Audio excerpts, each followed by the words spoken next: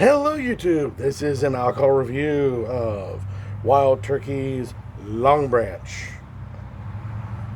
Alrighty, according to the label, which is not a whole lot to say, this is Kentucky straight bourbon whiskey, oak and Texas Mesquite charcoal refined.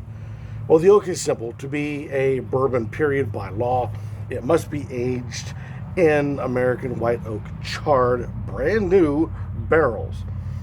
As for the mesquite, I'm not sure how they introduce that, nor do they say on the website.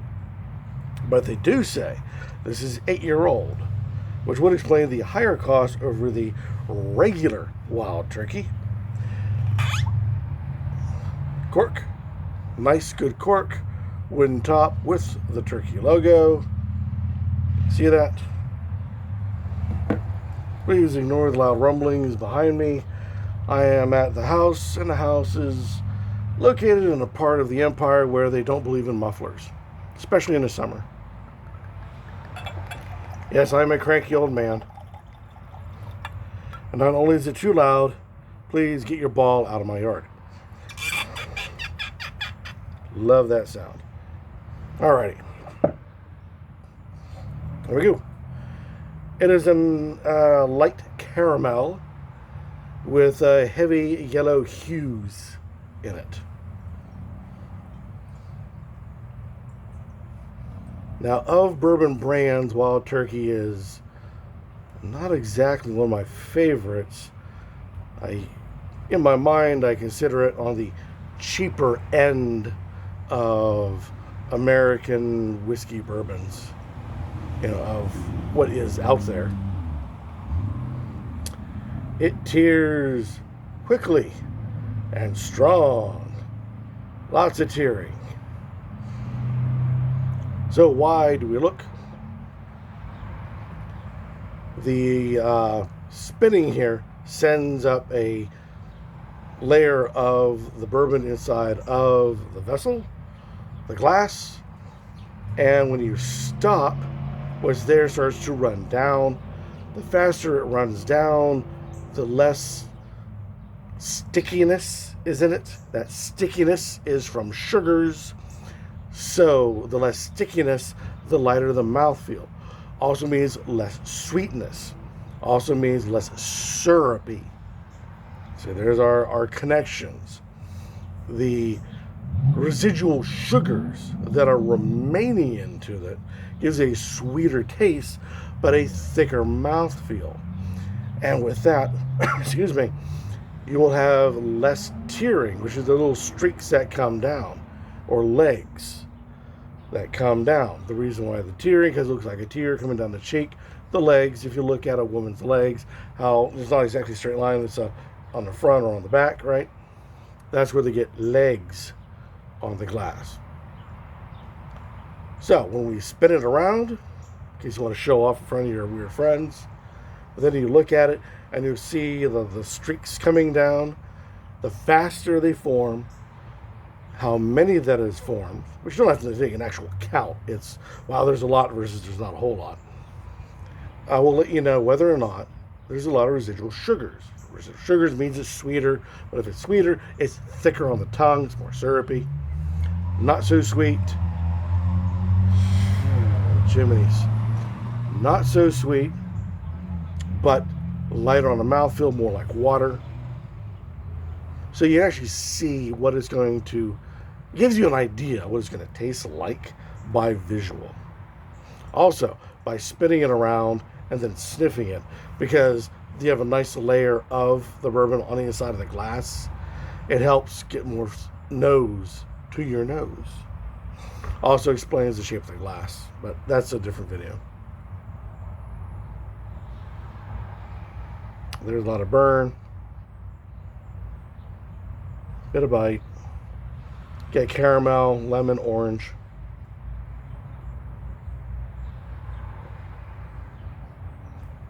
Fades out quickly. The reason why you sniff it, not to look pretentious, but you do if you do, but either way, the idea is that 75% of what you taste comes through the nose. Sorry, 70% or more. It comes through the nose, what you're going to get on the tongue. A lot of caramel, a lot of apricot, the standard stuff. But it's not as thick as I've seen other bourbons, so I'm kind of curious about that. And that initial bite on the nose, I'm curious about that too.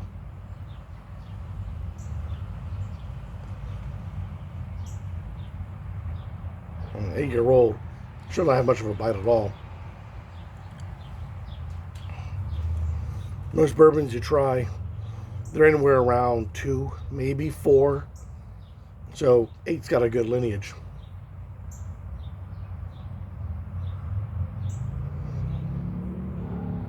They say the good stuff starts hitting double digits. But it's a matter of taste. I mean, some real young bourbons out there are quite tasty. And some really old bourbons out there, I pour it down the drain in a heartbeat. So it's really a matter of brand and a matter of yourself, your own palate.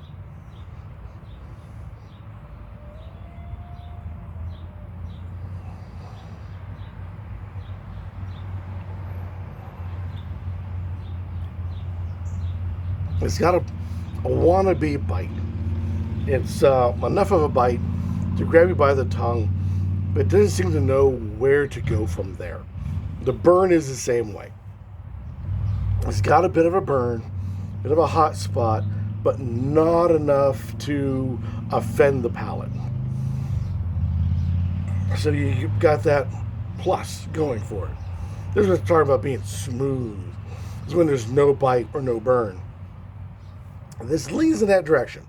It's just like throwing a ball to a kid who does not know how to throw it back or what to do with it. But they've got the ball. That's what this stuff is. Or if you want to be on the rude way, it's like a girl who's got you in bed but doesn't quite know what to do. Same thing. If you're a woman watching this, switch the genders. Same problem. You do get caramel, you do get apricot, you get vanilla coming out of it quite strong, but the ethanol bitterness comes out with them almost equally. And it becomes a topsy-turvy of which you like. Are you gonna, when you try this, is that bitterness of the ethanol going to shy you away from? Or are those equal level of the caramel and the fruit flavors are going to draw you to it? It really turns into a personal type of viewpoint. Are you going to view one side over the other?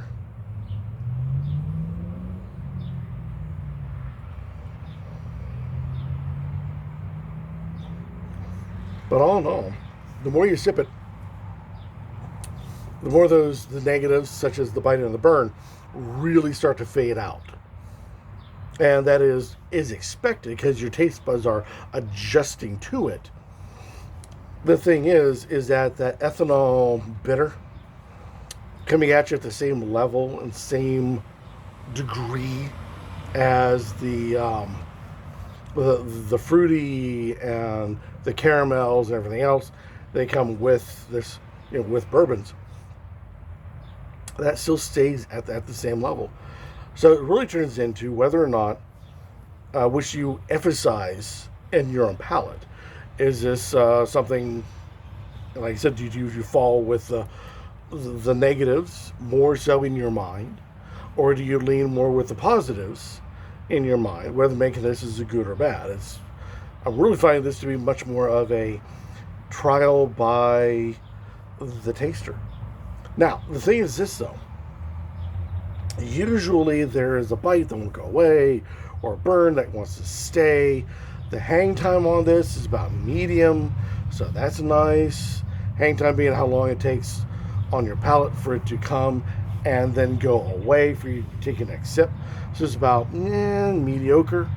So there's nothing really thrilling about that.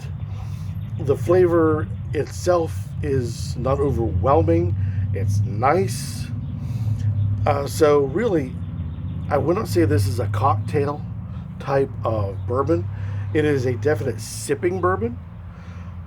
I would be shy to say put ice in it to take off those edges because the regular flavors are so light, including the negative flavors, that they may become overwhelmed by the cold. And yes, once you add ice to something, you start losing upwards of 70 some percent of the flavor because of the temperature change and how it affects your taste buds.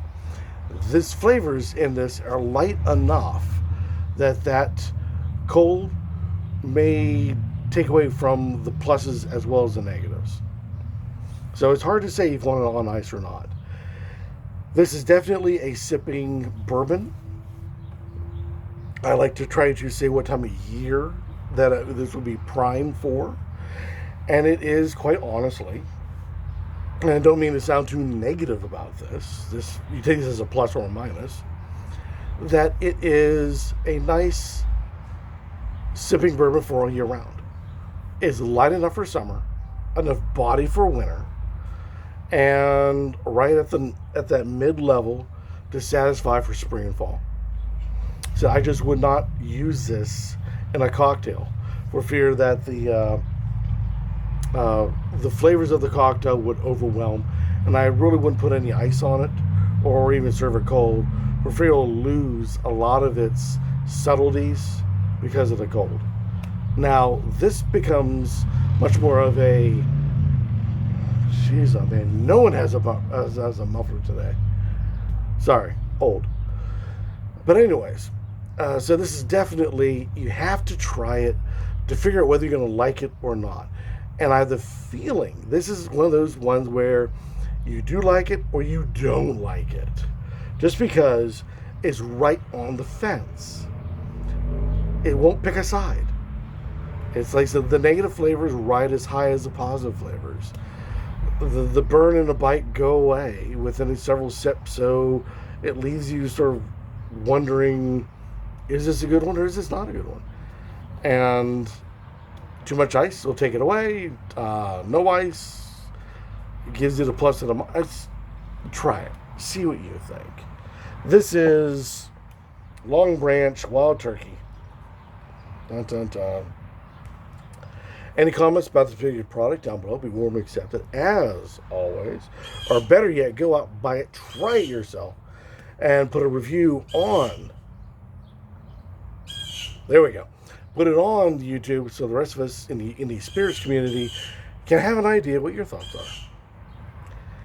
And until next time, when I'm sure there will be plenty more loud mufflers and birds in the background, keep on drinking.